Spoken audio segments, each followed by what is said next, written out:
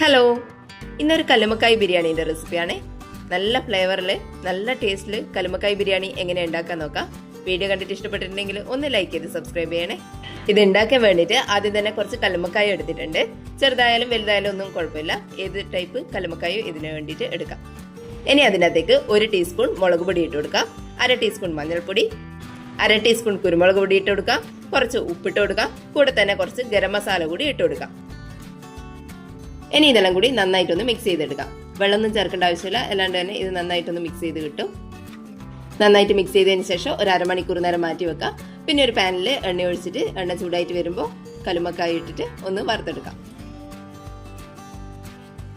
2 ഭാഗം ഒന്ന് മുരിഞ്ഞ് വന്നു കഴിഞ്ഞാൽ ഇത് എണ്ണേൻ്റെ അകത്ത് നിന്ന് കോരി മാറ്റാം. ഇനി ഒരു പാത്രത്തിലേക്ക് ബിരിയാണിക്ക് ആവശ്യമായിട്ടുള്ള അരി അളന്നിട്ട് ഇട്ട് കൊടുക്കാം. ഞാനിവിടെ കൈമ അരിയാണ് എടുത്തിട്ടുള്ളത്. ഇതുപോലത്തെ ചെറിയ അരി വെച്ചിട്ട് ബിരിയാണി ഉണ്ടാക്കുമ്പോൾ നല്ല ടേസ്റ്റ് ആയിരിക്കും ബിരിയാണിക്ക്. ഇനി ഇത് നന്നായിട്ട് കഴുകിയിട്ട് ഒരു 10 മിനിറ്റ് നേരം കുതിർത്ത് വെക്കാം. ഇനി നമ്മൾ കല്ലുമ്മക്കായി ഫ്രൈ ചെയ്തെടുത്തിട്ടുള്ള അതേ ഓയിലിലേക്ക് തന്നെ കുറച്ച് ഇഞ്ചിയും വെളുത്തുള്ളിയും പച്ചമുളകും കൂടി ചതച്ചത് ഇട്ട് കൊടുക്കാം. എണ്ണ അധികം വേണമെന്നുണ്ടെങ്കിൽ മാത്രം ഒഴിച്ചു കൊടുത്താൽ മതിയാവും. ഇനി ഈ പച്ചമുളകും ഇഞ്ചിയും വെളുത്തുള്ളിയും എണ്ണയിൽ നന്നായിട്ടൊന്ന് മൂപ്പിച്ചെടുക്കാം. ഇനി ഇതിൻ്റെ അകത്തേക്ക് 2 മീഡിയം സൈസ് സവാള കനം കുറഞ്ഞ് അരിഞ്ഞിട്ട് ഇട്ട് കൊടുക്കാം. ഇനി എല്ലാം കൂടി നന്നായിട്ടൊന്ന് വഴറ്റിയിട്ടെടുക്കാം.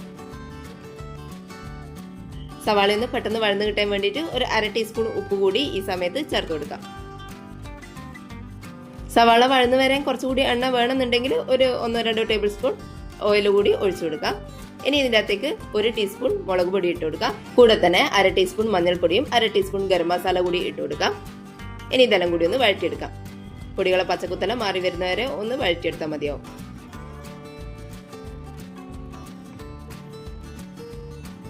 ഇനി ഇതിൻ്റെ അകത്തേക്ക് ഒരു തക്കാളി ചെറുതായിട്ട് അരിഞ്ഞിട്ട് ചേർത്ത് കൊടുക്കാം. തക്കാളിയെല്ലാം നന്നായിട്ടൊന്ന് വെന്ത് ഉടഞ്ഞു വരുന്നവരെ ഇതുപോലെ തന്നെ ഒന്ന് വഴറ്റി കൊടുക്കാം. തക്കാളിയെല്ലാം നന്നായിട്ട് ഉടഞ്ഞു വന്നിട്ടുണ്ട്.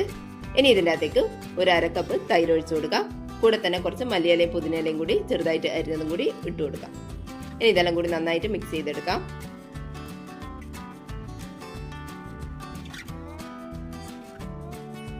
ഇനി ഇതിലേക്ക് നമ്മൾ ആദ്യം ഫ്രൈ ചെയ്ത് വെച്ചിട്ടുള്ള കല്ലുമ്മക്കായ കൂടി ഇട്ട് കൊടുക്കാം.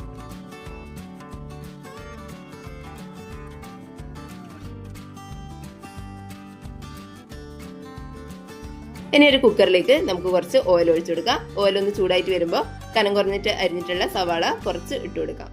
ഇനി ഇത് നന്നായിട്ടൊന്ന് മൂപ്പിച്ചെടുക്കാം. സവാളന്റെ കളറിലെ മാറി ഒരു ബ്രൗൺ കളർ ആകുന്നവരെ ഇതുപോലെ തന്നെ ഒന്ന് വഴറ്റി കൊടുക്കാം. കളറിലെ മാറിയതിന് ശേഷം എണ്ണേൻ്റെ അകത്ത് നിന്ന് കോരി മാറ്റാം. ഇനി അതേ എണ്ണയിലേക്ക് കുറച്ച് കാഷ്യൂ നട്ട്സും കൂടി ഇട്ട് കൊടുക്കാം. കാഷ്യൂ നട്ട്സിന്റെ കളർ മാറി വരുന്ന സമയത്ത് കുറച്ച് കറിവേപ്പില കൂടി ഇട്ടിട്ട് ഒന്ന് ഫ്രൈ ചെയ്തിട്ടെടുക്കാം.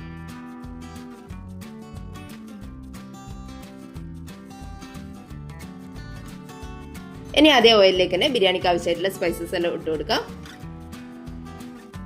ഒരു 3-4 സെക്കൻഡ് ഒന്ന് വഴറ്റി കൊടുത്തതിന് ശേഷം ഇതിൻ്റെ അകത്തേക്ക് നമ്മൾ കഴുകി ഊറ്റി വെച്ചിട്ടുള്ള അരി ഇട്ട് കൊടുക്കാം. ഇനി ഈ ഓയിലിൽ അരി ഒന്ന് വറുത്തെടുക്കാം. അരി ഒന്ന് നുറുങ്ങിപ്പോകാത്ത വിധത്തിൽ വേണം ഇതൊന്ന് വഴറ്റിയെടുക്കാൻ വേണ്ടിയിട്ട്. നന്നായിട്ടൊന്ന് ചൂടായി കിട്ടിയാൽ തന്നെ മതിയാവും. ഇനി ഇതിലേക്ക് അരി അളന്ന അതേ കപ്പിൽ തന്നെ 1 കപ്പ് അരിക്ക് 1.25 കപ്പ് വെള്ളം എന്ന രീതിയിൽ വെള്ളം ഒഴിച്ചു കൊടുക്കാം. നല്ല തിളച്ച വെള്ളം വേണം ഒഴിച്ചു കൊടുക്കാൻ വേണ്ടിയിട്ട്. ഇനി ഇതിൻ്റെ അകത്തേക്ക് ആവശ്യമായിട്ടുള്ള ഉപ്പിട്ട് കൊടുക്കാം. പിന്നെ ഒരു ചെറുനാരങ്ങ പിഴിഞ്ഞത് ഒഴിച്ചു കൊടുക്കാം. ഇനി എല്ലാം കൂടി നന്നായിട്ടൊന്ന് മിക്സ് ചെയ്തെടുക്കാം.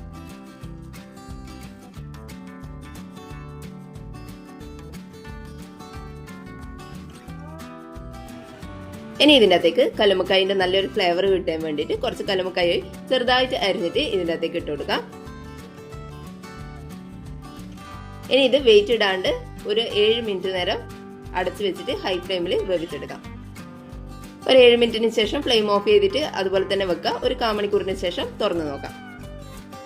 അതിനുശേഷം നമ്മൾ ഉണ്ടാക്കി വെച്ച മസാലേൻ്റെ മേലെ ഈ ചോറ് ഇട്ട് കൊടുക്കുക. ലെയറായിട്ട് ഇട്ട് കൊടുത്തിട്ട് ഇതൊന്ന് ദം ചെയ്തെടുക്കാം.